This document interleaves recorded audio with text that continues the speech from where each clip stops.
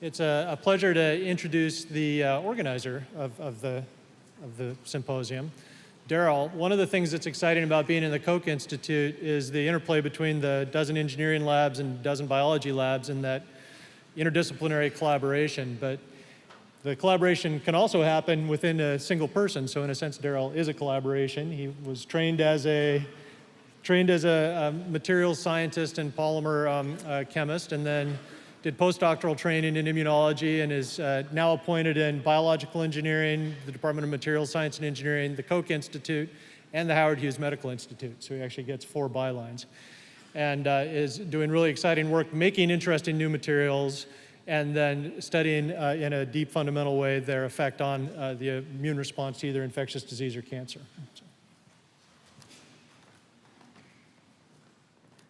Thanks, Dane. So in my time, I'm going to tell you about one particular project area in the lab. We're very interested in cancer vaccines and immunomodulatory treatments. But I'm going to show you some data from our work in the area of cell therapy, building a little bit on the really striking results that Carl June opened the day with. So cell therapy applied to cancer, as you heard from Carl, is being aggressively pursued in the form of transferring effector T cells into patients. There are at least 2 other areas in which cell therapy is being used to treat cancer. There's the long-standing approach of giving bone marrow transplants. And then there are also trials ongoing transferring regulatory T cells that are meant to control graft versus host disease in patients post-transplant. And in the case of effector T cells, there are these very striking responses, and Carl's talk is sort of a dramatic example of that, so I'm not going to belabor this, where large tumors are eliminated, and in some patients there are very durable, complete responses that last years. But in the pursuit of having more patients show these kinds of striking, complete responses with T-cell therapy, one of the major issues is thought to be that if this is my T-cell crawling into a tumor microenvironment, it is faced on entering a solid tumor with a whole host of suppressive signals coming either from the tumor cells themselves or co-opted host immune cells that are producing signals that are normally used to shut down the immune response, say at the end of as an infection is cleared. Tumors are co-opting those signals to block anti-tumor immunity. And these are a whole host of redundant and sort of self-reinforcing pathways blocking T-cell responses. So the way this has often been dealt with clinically in the early trials of adoptive cell therapy was to co-administer adjuvant drugs. And this is most commonly in the case of T-cells with natural T-cell receptors, as opposed to the CARs that Carl was showing in his talk, where, for example, interleukin-2 would be co-infused with T cells to provide supporting cues that would protect them, at least transiently, from this suppressive milieu in the tumor microenvironment. But of course, these are all typically given systemically, and so they are accompanied by a whole host of serious toxicities, which themselves can be life-threatening. And so where this project started was the interest in, could there be a way to take some of these adjuvant immunomodulatory signals that we might want to actually focus on the donor cells and not just bathe the patient in these drugs that have all of these serious immune-related toxicities. And so a postdoc in the lab, Matthias Stefan, several years ago, began exploring this idea of engineering autocrine signaling on cell therapy T cells by linking drug carriers directly to the surface of the cell. And the idea was that if you could have a simple way to do this that was robust, you could have drug released at very low rates, which would not act in a paracrine manner, would be predominantly captured by the carrier cell itself to support T-cell function. And if we could do this without blocking the T-cell's intrinsic functions, this might be a very effective strategy to boost T-cell function over some window of time in vivo. So I'm going to show you sort of the steps we've taken to develop this engineered T-cell approach. And the first issue was to develop a way to modify T cells chemically that would provide stable cell surface modification. And one of the strategies we tried early on, which turned out to be quite promising, was to use a relatively nonspecific chemistry where we'd take thiol reactive groups coated on the surface of drug-loaded nanoparticles that are either polymer particles or lipid vesicles, and basically cross-link these to this available cell surface thiols on cell surface proteins. And it turned out that on T cells, on HSCs, on B cells, there are quite high levels of free thiols available at the cell surface. And so by simply, in a two-step process where we just take T cells, mix in particles, and then cap off the reactive groups with polyethylene glycol, making something like a stealth liposome on the cell surface, we could decorate cells with anywhere from a few dozen to hundreds of particles on each cell. And the really striking thing about this modification chemistry was that this cross-linking to the cell surface actually arrests the particles from endocytosis. So if we attached particles in this way to phagocytic cells like dendritic cells or macrophages and measure particle internalization over time, they'd very quickly eat the particles if they were a phagocyte. But on T cells, HSCs, and B cells, we've seen very low levels of internalization over periods of up to a week, even if we drive the cells to undergo cell division. And so there's something, we frustrate normal processes of endocytosis with this linkage process.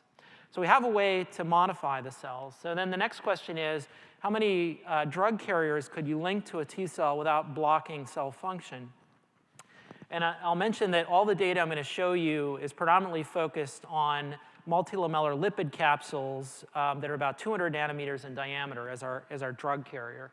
So we link these to T cells, and this is just showing one of the assays where we define sort of the limit for how many particles can be attached to a cell.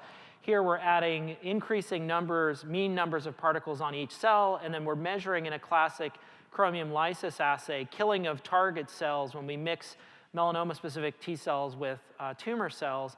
And what you see is that the white circles that are the unmodified cells, and then the black circles that are the particle-decorated cells, up to about 100 particles on each cell, the killing is identical in the two cases. And then once we cross that threshold, we start to see the particle-decorated cells losing some activity. And we've looked now at a whole host of T cell functions, proliferation, cytokine production, upregulation of early activation markers, and these are all intact up to about this threshold of 100 particles per cell. Further, if we take these modified cells in vivo, the next hurdle is, can particle-modified cells still traffic in vivo the way we'd expect T cells to normally home? And here I'll show you just one of the models that we tested this. This was actually in collaboration with Jianshu Chen's lab using a spontaneous prostate tumor model that they developed where we can infuse in tumor antigen-specific T cells. They infiltrate the prostate. And if we use luciferase to track where those T cells are going in vivo, then what we see is that if we infuse T cells alone, after a few days, they're homing to the lymphoid organs and also accumulating heavily in the prostate. If we infuse nanoparticle-decorated cells, they also get to the prostate to quantitatively identical levels. And further, if we fluorescently tag the drug-carrying particles to ask where do the particles get to, here we saw that if we just IV infuse nanoparticles alone and then dissect out the whole prostates and image for nanoparticle fluorescence, in this model, the EPR effect that would often let particles access the tumor site is almost completely ineffective, and we don't see any particles getting to the tumor in this model. But if the T cells are carrying the particles bound to their surface, we see robust signal even without mincing up the tissue. And if we take histology here, we find large numbers of T cells all decorated with particles infiltrating through the tumor bed. So with that, the stage was set to ask if this approach can be used to boost the therapeutic efficacy of T cell therapy. And here for a first therapeutic test, we encapsulated a pair of cytokines, an IL-15 superagonist and IL-21. And these had previously been shown in mouse models of melanoma that if you gave repeated injections twice daily for a week, that these would promote the survival and effector function of T cells in vivo. So we loaded these cytokines into these lipid particles that would release the drug over a period of about a week in vitro. So we thought we have about a week to modulate the response in vivo. And then we treated animals that had lung and bone marrow metastases by tail vein injection of B16F10 melanoma cells. So this is a poorly immunogenic, very aggressive melanoma model. We let those establish for a week. And then we're going to treat those tumors with transgenic T cells expressing a TCR recognizing a melanoma self-antigen, so mimicking the sort of weak self-recognition that you would have in human patient-derived TILs.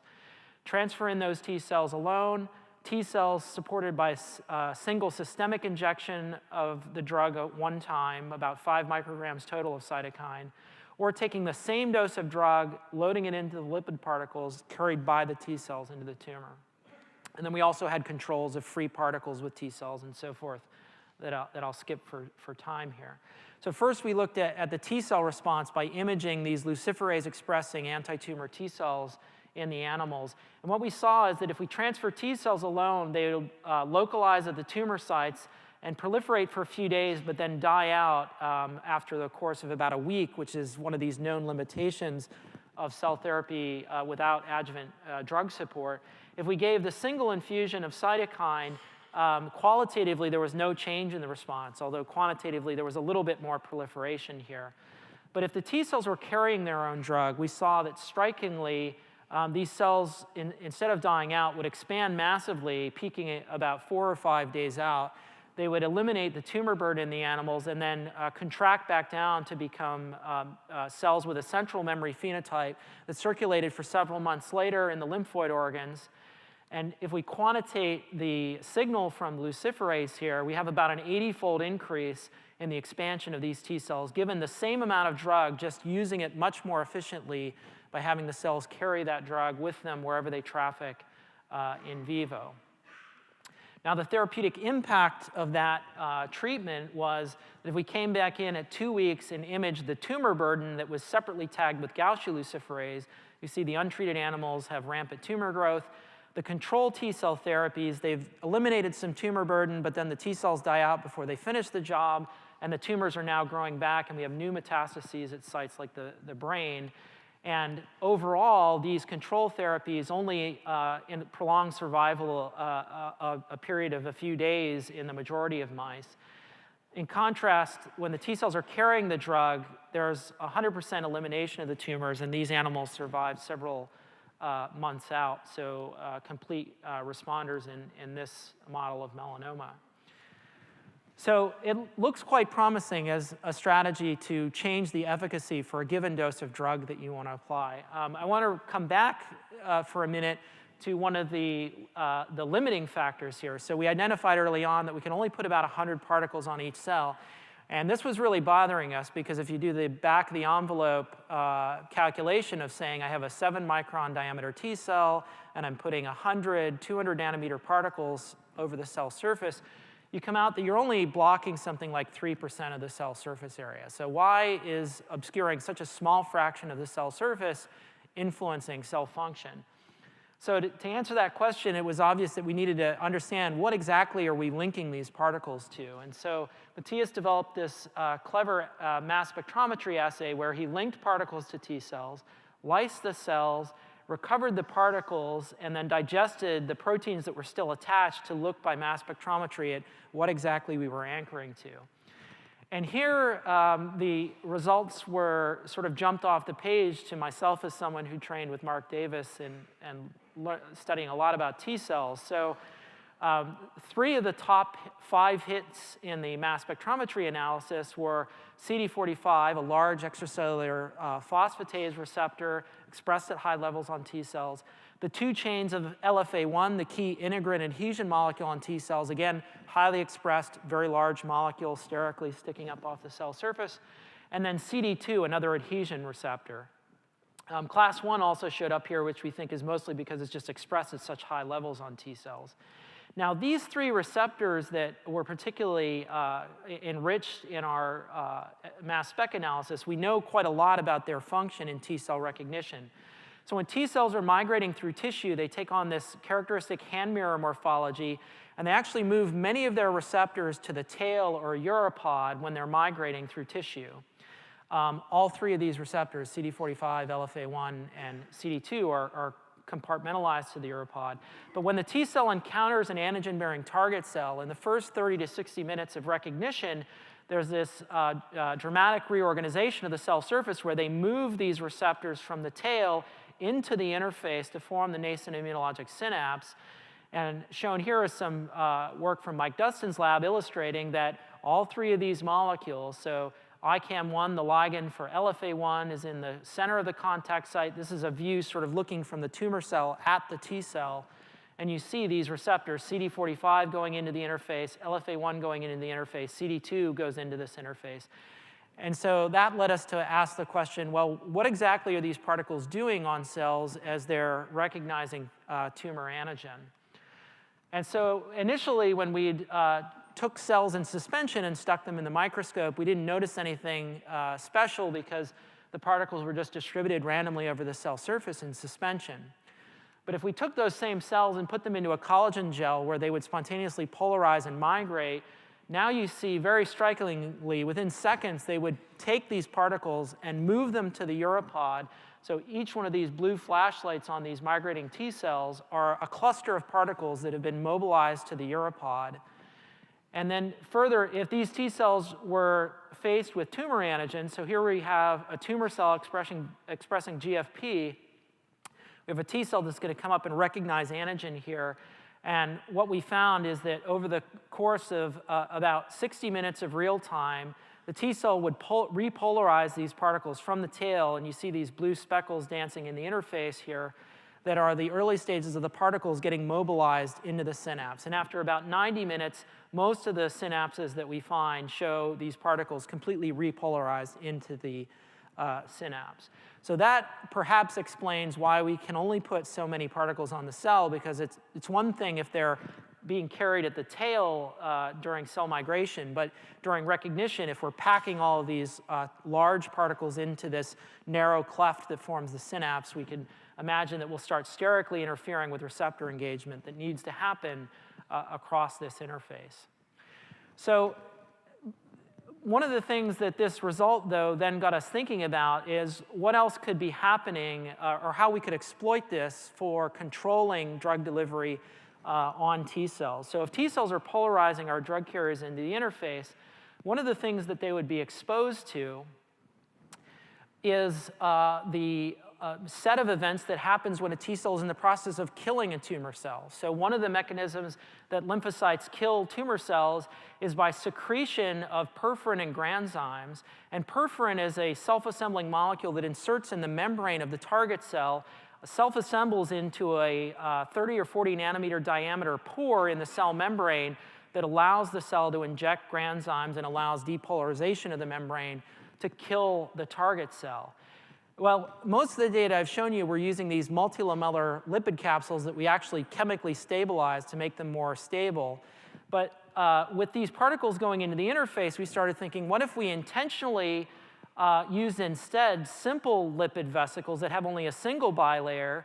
And if those were delivered into the synapse during T cell recognition, maybe the T cell could actually trigger its own drug delivery by having perforin that's being secreted at the tumor cell coincidentally inserted into the membrane of our drug carrier and essentially on-demand deliver drug to the lymphocyte or to the tumor cell for that matter.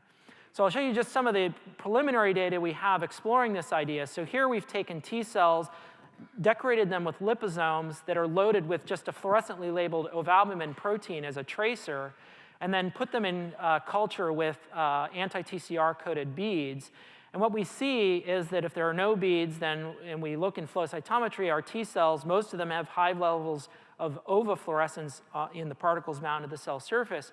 But if we mix them with beads, within a few hours, the majority of cells have dumped all of their ova very quickly, much faster than is spontaneously released in the same time course, suggesting that these cells can have triggered drug release on antigen recognition. Further, if we take live antigen pulse target cells and put them in contact with T cells, we see a similar thing where, depending on the dose of antigen that we load on the target cell, we can see rapid loss of our drug cargo from the T cell. So this provides another way to potentially manipulate the kinetics with which we're delivering factors in vivo, using the T cell as an intelligent sensor of where and when to release a drug. So I'll show you two last examples of how we're trying to implement this idea in the realm of triggered delivery. So given that these particles are going to the interface, we started getting interested in delivery of drugs that could block immunosuppressive signals being delivered at the synapse. And we've already heard about some of these negative signals coming from molecules like CTLA-4 and PD-L1, and there are cytokines as well. And one of the common downstream effector pathways for many of these suppressive signals coming from the tumor environment is the activation of a phosphatase called SHP1 and its partner SHP2 that dephosphorylate the T-cell receptor signaling pathway. So we asked, could you take a small molecule inhibitor of SHP, have it trafficked into the synapse on these cell-bound particles, and then directly inhibit this immunosuppressive signaling coming from multiple negative signaling pathways by blocking SHP activation with a SHP inhibitor. And so to do this, we took a small molecule inhibitor of SHP1 and SHP2, a sort of second-generation drug, loaded this into particles carried by T cells, or injected the same drug dose systemically. And in this case, we're treating an orthotopic prostate tumor model where we surgically implanted prostate tumor cells that are expressing luciferase, let them grow for a month, and then treat with these 3 different treatment groups. And here, in contrast to the cytokine delivery I showed you earlier, we saw something very interestingly different in the way the drug response was observed. So SHP1 and 2 are only getting activated when the T cell receptor is getting engaged. And so rather than stimulating the T cells throughout the animal spontaneously, as we had with the IL-15, here what we saw is that by day 2 after infusion, T cells in the control animals outside of the tumor area that's highlighted in the dashed circle were persisting at similar levels in both the T cells carrying the drug and the T cells that got systemic drug. But when the T cells were carrying the drug into the tumor environment, we saw that we had specific enhancement of proliferation of the cells that were seeing antigen in the tumor bed. And that continued on day 4, day 6, day 8, and by day 8, our drug is getting depleted, and they start to contract again on day 10. So again, now an example of where we're delivering a small molecule drug that we could not genetically encode in the T cells. So this is really the only way to have this thing delivered by the T cells into the tumor environment, and seeing that by more efficiently allowing the T cells to make use of that drug, we're enhancing the response. So systemic SHP inhibitor had no impact on T cell proliferation in the tumor, but the T cells carrying the drug into the tumor expanded about 5-fold relative to these controls. And if we looked at the tumor bioluminescence, we saw that the T cells alone, or T cells with systemic drug, showed just a very minor impact on tumor burden, but the T cells carrying the SHP inhibitor into the tumor environment with them showed a dramatic reduction in tumor burden, even for these very large, well-established tumors. Okay, so an obvious issue with the approach I've described is that we're loading T cells ex vivo with these drugs. We infuse them, and as these cells are proliferating, they're by definition diluting out the drug. Each time the cells divide, the particles go half onto each daughter cell, and so by definition, it's going to be a self-limiting therapy. So now we've been trying to ask the question, can you come up with a way to carry out the same kind of T cell surface modification or functionalization in vivo directly? And to do that, we've been exploring strategies to target drug carriers directly to T cells in vivo, either using antibody fragments that are directed against innocuous cell surface markers that might be genetically introduced to mark the T cell, or using cytokines or other stimulatory ligands as a way to target activated T cells and at the same time provide a stimulatory signal. And I'll show you just one piece of data from this latter approach, where we're going to go back to our melanoma model. We have lung and bone marrow metastases. 7 days later, we're going to infuse melanoma-specific T cells, and then we're immediately afterwards going to systemically inject IL-2 targeted vesicles. And we're going to come back several days later and give a second infusion of those IL-2 targeted vesicles. In this case, no drug cargo yet, just the cytokine.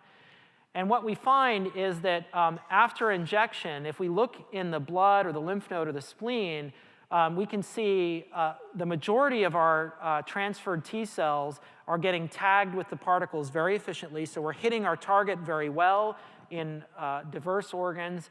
If we look at the endogenous T cells, we're not having a lot of off-target binding to them because they're not activated and expressing the IL-2 high affinity receptor. And if we look at the expansion of these T cells by luciferase imaging, we see that following nanoparticle infusion, the T cells expand. They contract a few days later. We can come back in and give nanoparticles again, and we can re-expand those cells. And that's quantified from groups of mice over here. So you're seeing the post-first infusion, post-second infusion. So this might provide a way then to controllably come in and re-augment, rearm the T cells repeatedly in vivo. And interestingly, we saw that when we compared IL-2 targeted to T cells on vesicles, that it actually was significantly more potent in expanding T cells in vivo than giving systemic IL-2. And this might, we think, relates to the very short half-life of wild-type IL-2. But that's something we're still looking to understand better. Because in vitro, these IL-2 targeted liposomes are essentially identical to soluble IL-2 and stimulating T cells. So to summarize, I've tried to illustrate this idea of enhancing cell therapy by drug delivery modification of T cells. You can imagine, I've shown you data doing this for autocrine cell signaling. You can also imagine paracrine drug delivery, and we've been using this, for example, to deliver chemotherapy to tumor cells. And there are a couple of points that are quite interesting about this approach. So you can enhance the function of the carrier cell or use it to have truly active targeting of drug into tissues. Lymphocytes in particular, we know now how to differentiate them to express adhesion and chemokine receptors that will take them into the gut, into the skin, potentially into the reproductive tract. So you can imagine treating cancers localized to specific anatomic locations, even without necessarily relying on antigen recognition. And lastly, we found that this cell-conjugated delivery completely alters the design space you're working in. So those of you developing drug delivery systems probably know that if you're trying to target nanoparticles to tumors, there's a very narrow set of design criteria where you want to be under 100 nanometers, you want to be heavily pegylated, not charged, and so forth. And most of those design rules get thrown out the window if you're instead delivering your carrier bound to a live cell that's going to actively transport it where you want to go. You can use much larger particles, pegylation's not so important, and so forth. So I'll stop there and just acknowledge again the work I showed you is that of Matthias Stefan, who started this project in the lab. And the last part I showed on T-cell targeting is by grad student Yiran Zhang. Thanks for your attention.